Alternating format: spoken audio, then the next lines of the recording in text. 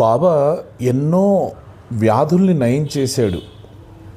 కానీ అవన్నీ కూడా ఔషధాల వల్ల కాదు, మందుల వల్ల నయం చేయలేదు బాబా.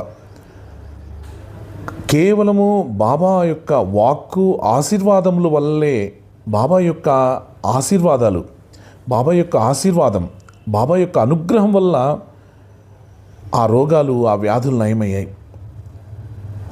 వాళ్లకు మందులు ఇచ్చాడు, ఔషధం ఇచ్చాడు. కానీ మళ్ళీ బాబా ఆ స్పృశించటం వల్ల, ఆ ఆశీర్వాదము బాబా ఇవ్వటం వల్ల వారి యొక్క రోగాలన్నీ కూడా నయమయ్యాయి. దత్తోపంత్ హార్దాగ్రామ్ నివాసి, ఆయన కడుపు నొప్పితో ఎన్నో సంవత్సరాలు, దాదాపుగా 14 సంవత్సరాలు బాధపడుతూ ఉన్నాడట. ఎన్ని మందులు తీసుకున్నా, ఎన్ని ఔషధాలు స్వీకరించినా కూడా అతనికి ఆ వ్యాధి నయం అవ్వలేదు. బాబా యొక్క కీర్తి విని ఆ జబ్బు నయం చేసుకోవడం కోసం షిరిడీకి వెళ్ళి బాబా పాదాలను ఆశ్రయించాడు.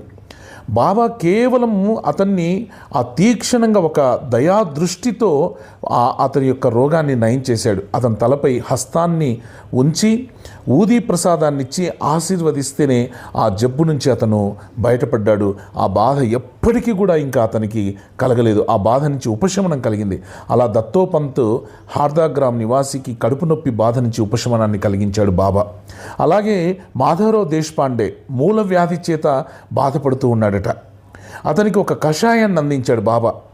ఆ కషాయాన్ని అందిస్తేనే ఆ జబ్బు తగ్గిపోయింది.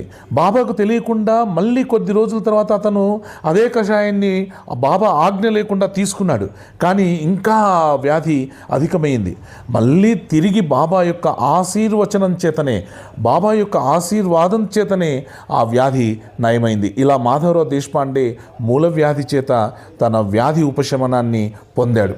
అలాగే కాకా మహాజని అన్నగారైనటువంటి గంగాధర్ పంత్ ఎన్నో సంవత్సరాలు కడుపు నొప్పితో బాధపడుతూ ఉన్నాడు.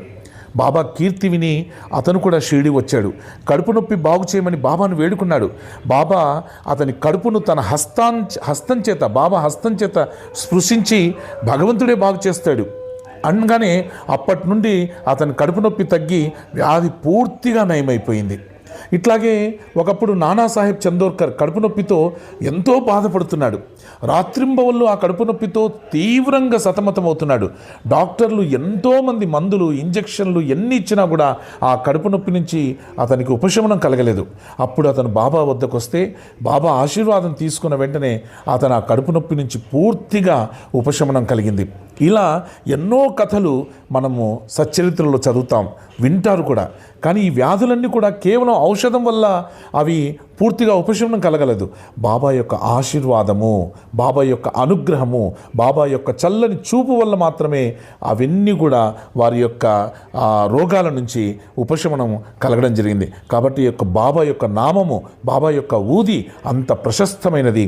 అంత ప్రశస్తమైనటువంటి బాబా నామాన్ని మనం ఎల్లవేళలా జపిస్తూ ఉంటే, బాబా నామాన్ని స్మరిస్తూ ఉంటే చాలు, మనకున్నటువంటి రోగాలు వెంటనే తొలగిపోతాయి.